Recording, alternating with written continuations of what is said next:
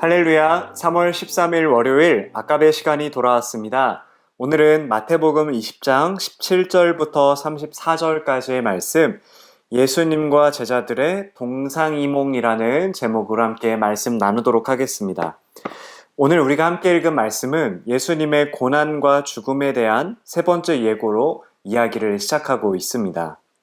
예수님께서는 예루살렘으로 가는 제자들과의 여행길에서 예루살렘은 자신을 환영해 주는 곳이 아니라 자신을 죽이는 장소가 될 것이라고 예수님은 말씀해 주고 계십니다.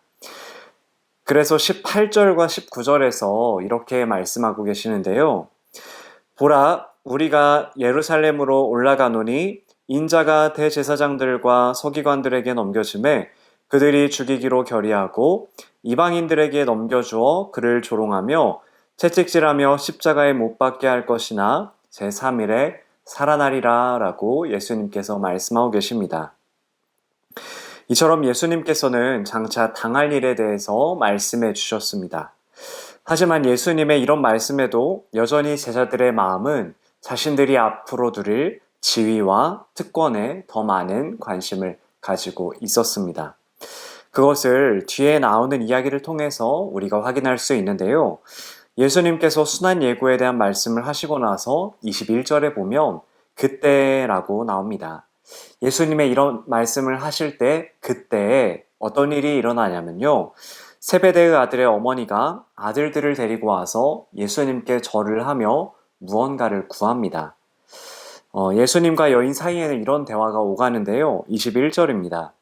예수께서 이르시되 무엇을 원하느냐 이르되 나의 이 두 아들을 주의 나라에서 하나는 주의 우편에 하나는 주의 좌편에 앉게 명하소서라고 이야기합니다. 이 세베대의 아들의 어머니는 자신의 아들인 야고보와 요한을 높은 자리에 앉게 해달라고 요청하고 있는 것입니다. 사실 야고보와 요한은 예수님의 12명의 제자들 중에서도 상당히 중요한 인물들이라고 할 수가 있는데요. 예수님께서 산에 올라가서 영광스러운 모습으로 변하셨던 그 사건 가운데에는 베드로와 야고보, 요한 3명이 그 자리에 함께 했습니다. 또 회당장 야이로의 딸을 고쳐주시는 그 자리에도 베드로와 야고보, 요한이 함께 했죠. 이런 사실들을 확인했을 때 우리는 야고보와 요한이 12명의 제자들 중에서도 상당히 중심적인 인물이라는 것을 우리가 생각해 볼 수 있습니다. 그러나 더 중요해 보이는 제자가 있었죠. 바로 우리가 잘 아는 베드로인데요.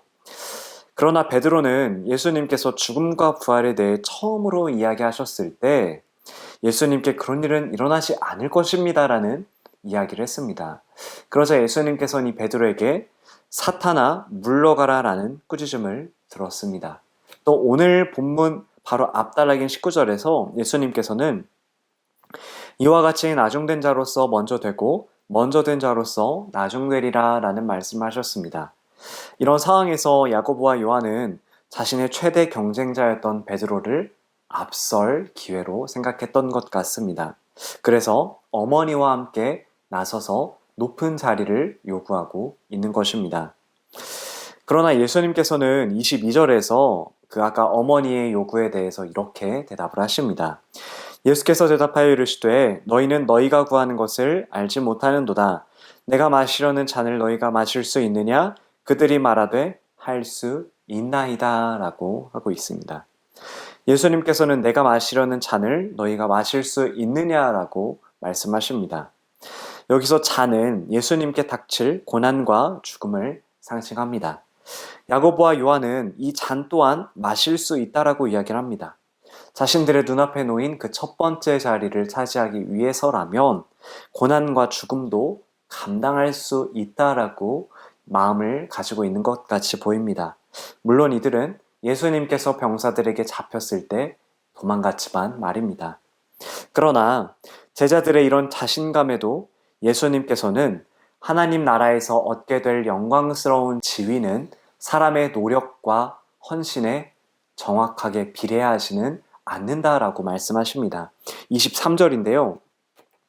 이르시되 너희가 과연 내 잔을 마시려니와 내 좌우편에 앉는 것은 내가 주는 것이 아니라 내 아버지께서 누구를 위하여 예비하셨든지 그들이 얻을 것이니라 라고 말씀해 주십니다. 너희가 과연 내 잔을 마시려니와, 다시 말해서 너희들도 나를 따라서 고난에 동참하겠지만 내 좌우편에 앉는 것은 하나님께 속한 일이다 라고 말씀하고 계십니다. 그런데 이런 높은 지위에 대한 욕망은 야고보와 요한만이 가지고 있는 것이 아니었습니다. 나머지 제자들도 이와 비슷한 마음을 가지고 있었습니다. 우리는 그것을 24절을 통해서 확인할 수 있습니다. 24절을 살펴보면 열 제자가 듣고 그 두 형제에 대하여 분이 여기거늘이라고 기록되어 있습니다. 자기들을 제치고 야고보와 요한이 첫째 자리를 얻으려고 하자 나머지 제자들도 분노했다는 것입니다. 사실 우리가 살아가는 사회에서 이런 반응은 너무나도 당연한 것입니다. 다른 이들보다 더 높은 자리에 올라갔으면 좋겠고 더 대접받고 싶어 하는 것은 어떻게 보면 세상에 너무나 자연스러운 이치입니다. 그러나 오늘 말씀에서 예수님께서는 그렇지 않다라고 말씀해 주십니다. 25절부터 27절인데요. 예수께서 제자들을 불러다가 이르시되 이방인의 집권자들이 그들을 임으로 주관하고 그 고관들이 그들에게 권세를 부리는 줄을 너희가 알거니와 너희 중에는 그렇지 않아야 하나니 너희 중에 누구든지 크고자 하는 자는 너희를 섬기는 자가 되고 너희 중에 누구든지 으뜸이 되고자 하는 자는 너희의 종이 되어야 하리라. 아멘. 세베대의 어머니의 요구, 그리고 우리도 할 수 있다라는 야고보와 요한, 이 이야기를 들은 나머지 제자들은 높은 지위를 탐냈습니다. 그러나 예수님께서는 도리어 반대의 이야기를 하십니다. 너희 중에 첫째가 되고자 하는 사람은 너희의 종이 되어야 한다라는 것입니다. 그러면서 예수님께서는 자신이 이 땅에 오신 이유를 말씀해 주십니다. 28절인데요. 인자가 온 것은 섬김을 받으려 함이 아니라 도리어 섬기려 하고 자기 목숨을 많은 사람의 대속물로 주려 함이니라. 아멘. 예수님께서는 자신이 직접 롤 모델이 되어 주십니다. 하지만 이와 같은 예수님의 말씀에도 여전히 제자들은 말씀의 의미를 온전하게 깨닫지 못하는 상황이었습니다. 예수님이 말씀하시는 고난, 죽음, 제자의 길의 의미를 깨닫지 못하고 있었다라는 것이죠. 이런 상황 속에서 예수님과 제자들은 이제 예루살렘으로 가는 길에 맹인 두 사람을 만납니다. 이 맹인 두 사람은요, 길가에 앉아 있다가 예수님께서 지나가신다는 이야기를 듣고 소리를 질러서 예수님께 이야기합니다. 주여, 우리를 불쌍히 여기소서 다윗의 자손이여 라고 이야기합니다. 주변의 많은 사람들은 이 맹인들을 꾸짖었습니다. 조용히 하라고 꾸짖었습니다. 그러나 이들은 더욱 크게 소리내어서 다윗의 자손이여 라며 예수님께 부르짖었습니다. 예수님께서는 이들을 불쌍히 여기셨습니다. 첫째 자리를 놓고 싸우던 제자들에게 인자가 온 것은 섬김을 받으려 함이 아니라 도리어 섬기려 하고라고 말씀하셨던 예수님께서는 사람들의 눈에 하찮아 보이는 이들에게 관심을 가지고 이들을 불쌍히 여기셨습니다. 그리고 길을 가던 것을 멈추고 서서 이들에게 물어보셨습니다. 너희에게 무엇을 하여 주기를 원하느냐? 라고 물어보시죠. 그러자 맹인들은 말합니다. 주여, 우리의 눈뜨기를 원하나이다 라고 이야기합니다. 그러자 예수님께서는 이들을 고쳐주십니다. 34절인데요.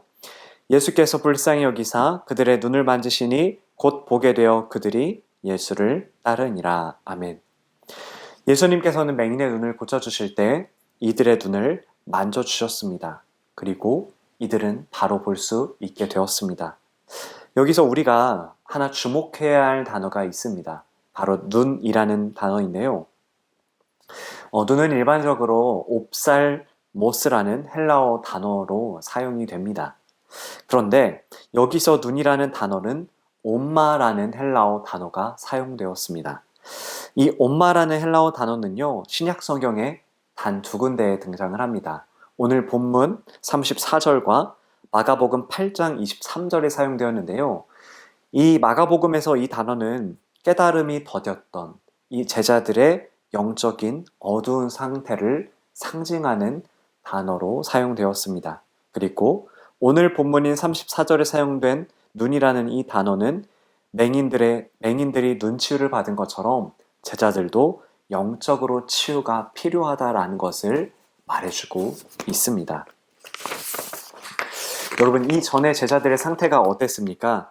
예수님의 고난과 죽음에 대한 말씀을 듣고도 자신들이 더 높은 지위에 오르고자 싸우는 모습을 보여주었습니다.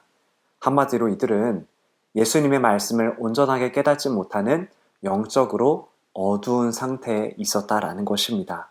그래서 오늘 본문은 이제는 나머지 제자들 모두가 지위, 높은 자리에 대한 야망은 내려놓고 이스라엘의 정치적인 구원자가 아닌 이 땅의 구원자로 오신 예수 그리스도를 제대로 바라보고 자신의 십자가를 지고 걸어가는 제자의 삶, 예수님의 길을 따라야 한다라는 것을 말해주고 있는 본문이라고 할 수 있습니다. 이렇게 영적으로 어두웠던 제자들에게 깨우침을 주는 말씀이라고 할 수가 있습니다. 사랑하는 성도 여러분, 오늘도 우리는 예수님의 말씀을 잘 듣고 깨닫고 있습니까? 혹 우리들의 모습이 자리를 놓고 싸우는 제자들의 모습은 아닌지 곰곰이 되돌아보는 아침의 시간이 되길 소망합니다.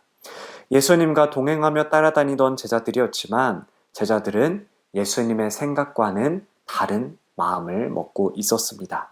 한마디로 영적으로 어두웠다라는 것이죠.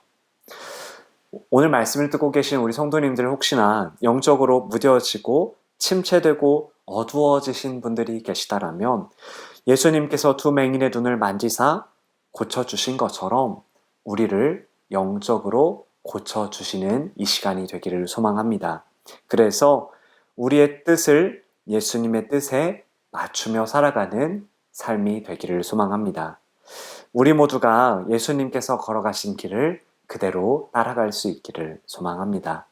세상의 높은 지위, 세상이 탐내는 것을 요구하는 삶이 아니라 하나님의 말씀을 올바로 깨달아 그 말씀대로 제자답게 살아가는 삶, 영적으로 깨어있는 제자의 삶을 살아가는 오늘 귀한 성도님들의 삶이 되기를 간절히 소망합니다. 함께 기도하겠습니다. 사랑의 하나님, 감사합니다.